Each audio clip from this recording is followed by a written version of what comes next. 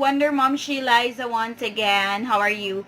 Okay, so sige kita good morning din him or kita nasa networking, no? Alright, so yes, I just wanted to say hi to all the viewers. Thank you for, checking my videos from time to time. Thank you so much for the support. And yeah, this is the third video for this week. No, not this week, but in 2 weeks. So third video na ta. Thank you so much for those who are, who sends their appreciation with the videos I made this past few weeks. So Wonder Mom, she's for today, I'll be sharing as to my personal experience as to I was not hired before. Remember that I was rejected 15 times. So yeah, I'm gonna share it to you as to what could be the reasons. It could be not the same reason as other applicants, but this is based on my story, based on experience. And then let's go ahead and explain as to how we can overcome or how we can, make it as a challenge. And let those who are watching relate themselves during their application as well. So stay tuned, and I'm gonna discuss 5 things that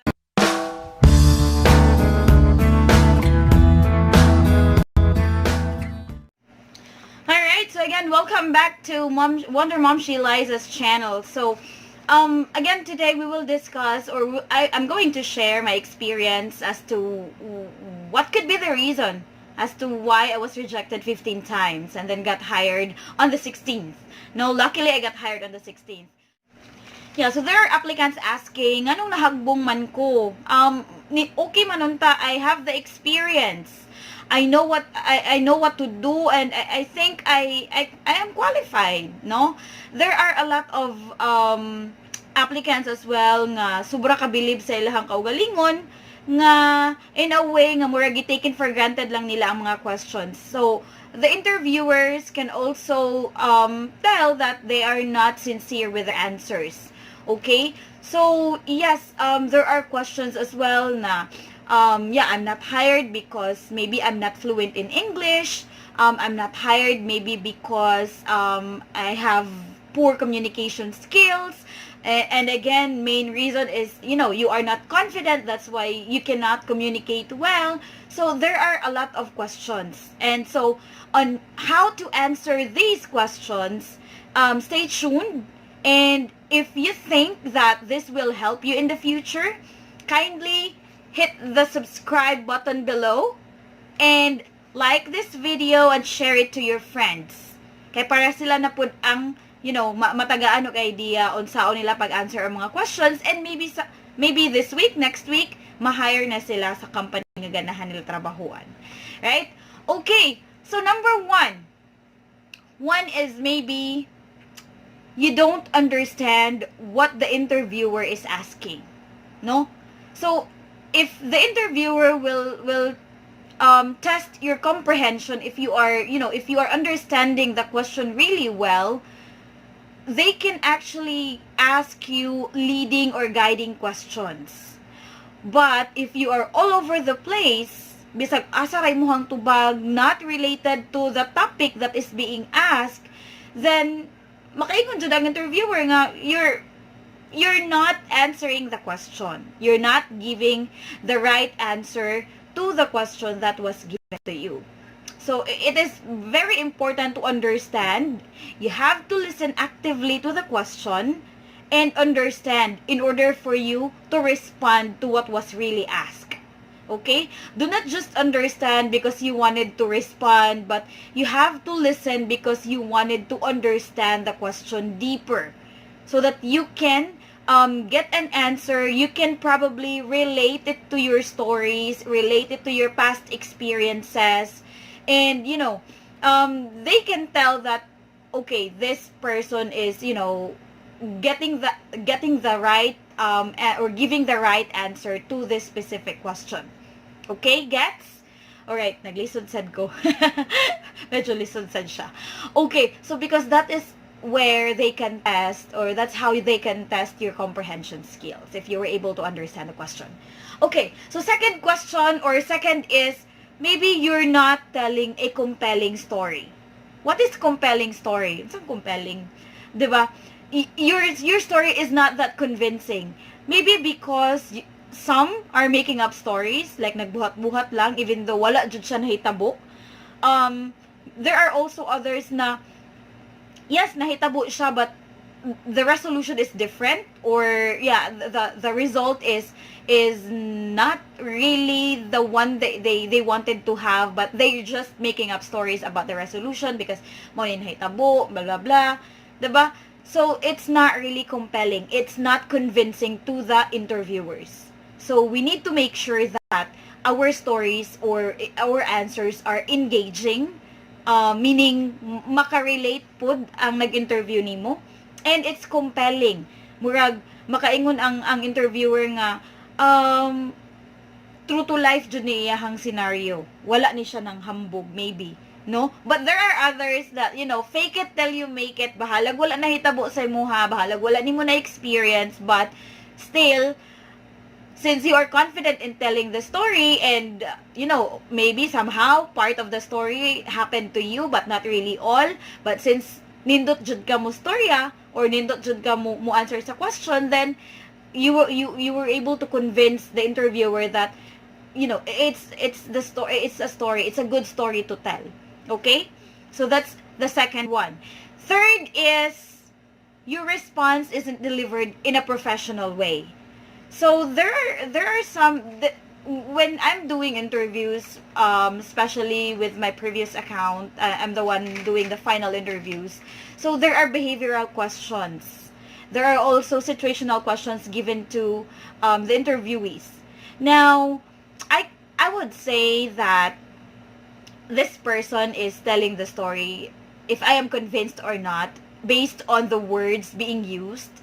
And also, there are others na they're claiming, I'm good at this. My previous coworkers are, asking me questions about this because I'm good at it, and I'm being commended by my superior that I'm the best person to ask when it comes to this kind of thing. So okay, so asking for supporting answers, or supporting details for that specific, let's say murag bragging rights sa imuha kay, let's say maayo kay kamo buhat og Excel, but based on the statements, yes, I'm convinced. However, it's not in a professional way. Let's say, for example, very, very direct kayo ihang answer, or very blunt. And sometimes, like, yeah, I'm good at it. And in fact, I'm more experienced. I know how to do Excel better than my supervisor. My supervisor doesn't know everything about it, and that's why my manager is always asking my help. So, it's not it's not in a professional way. So, if you're good in doing something, then just deliver it in a positive way. Just be positive about it. If you think that your supervisor is not really good in that specific skill, then just forget about it. It's not your story to tell. It's your supervisor's story to tell, right? Number 4 is, maybe your answers are too long or too short. So like me, I'm a type of person I sometimes I'm making a story, making an analogy for the person to understand, and I'm not, dili ko aware that my answers are too long already, that I'm making a novel. So yeah, it would help somehow because you're very informational. However, remember that the interviewer also need to save time. Let's say, for example, they're just allotting like 15 minutes for this for that interview, but you're you're telling all your stories from the beginning till the end, and yeah, you keep on talking, and sometimes you're out of the topic. So be conscious, and please take note of the time. Make sure that your answers will support the topic.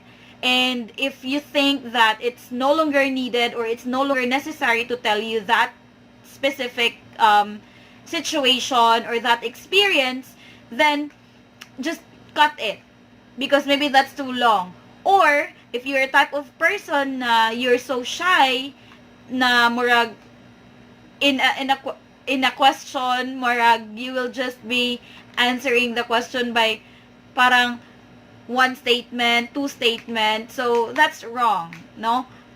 Your interviewer will tell you or you would be able to identify that if your answer is too short because there are a lot of follow-up questions. So we want to avoid follow-up questions because naglisod na ganitag answer sa first question, mag-follow-up question pa jud ta. So avoid follow-up questions by being complete with, giving complete answers. And again, remember the STAR format. In order for you to be guided and not all over the place, STAR format. In that way, you would be able to check if your answer is too short or your answer is too long. And if there's no follow-up question, maybe the interviewer was, satisfied with the answer you gave. Okay? So that's number 4. Now, down to the last one, number 5. Yes. I think I would say this, the 5th one, the last one, is the most common to everyone because sometimes we are overconfident. Even if you have experience, job experience or call center experience, you should not be complacent in going to your interview na dili prepared. Okay? So, prepare and, be ready all the time. And this is the 5th one. You're not practicing your answers. That's why you fail. Because even if, the questions, paulit-ulit ra na. If you go to different call centers, they have the same set of questions. Maybe it was just being asked in a different way, or maybe different situation was given, but it's just the same. They're just testing your communication skills, your comprehension, and how consistent you are in talking. Okay? That's sometimes you're complacent because you're not practicing your answers. That's why you fail. And also, in order for you to make sure that you can answer all questions, again, go back to number 1. Understand the question properly. Okay? Because even if that question was given to you the first time, if you were able to understand the issue right away or the question right away, then you will be able to give or supply best answers. Right? So, even if you did not practice, even if, again, it's extemporaneous, you can just, speak while the interviewer is listening. They're not really minding if you have the right answer or wrong because sometimes it's, based on experience. But if you are, practicing your answers, if you were able to do that, then I would say you have the right attitude. Okay? So let's do a recap of what is being shared today, what's being discussed today. So number 1, first is you don't understand the question, so might as well you have to understand the question properly. You listen actively to the interviewer so that you can get or you can understand the question. Number 2, your response, or you're not telling compelling stories. You're not convincing your interviewer.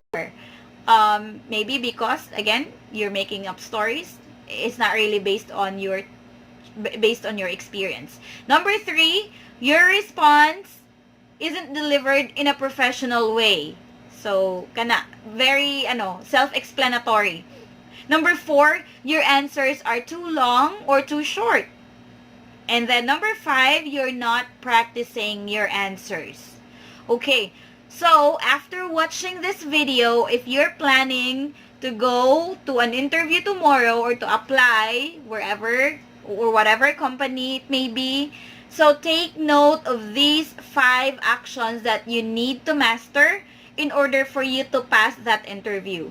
So I already made 3 videos for you guys so that you will be guided on how to pass, how to prepare yourself during your job interviews. So I guess yeah, murag too much naman to siya. There are a lot of information given to you. So ewan ko na lang kung di kayo ma-hire.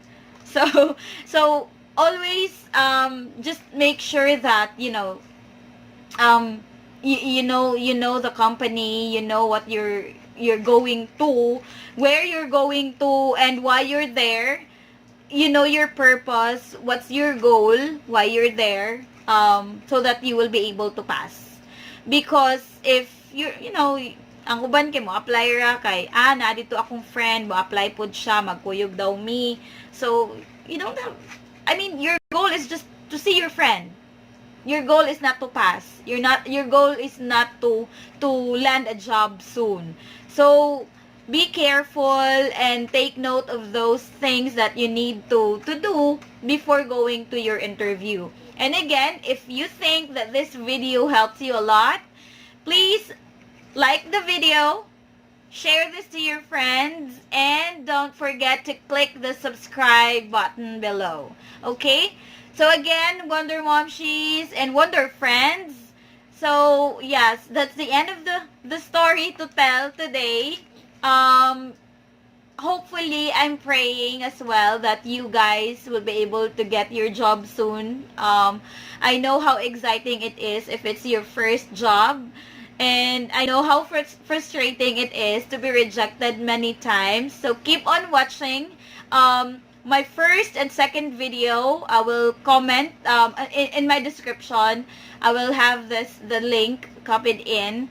So again, thank you so much for your time and watching this video. Thank you for the support as well. See you guys in my next video. Bye!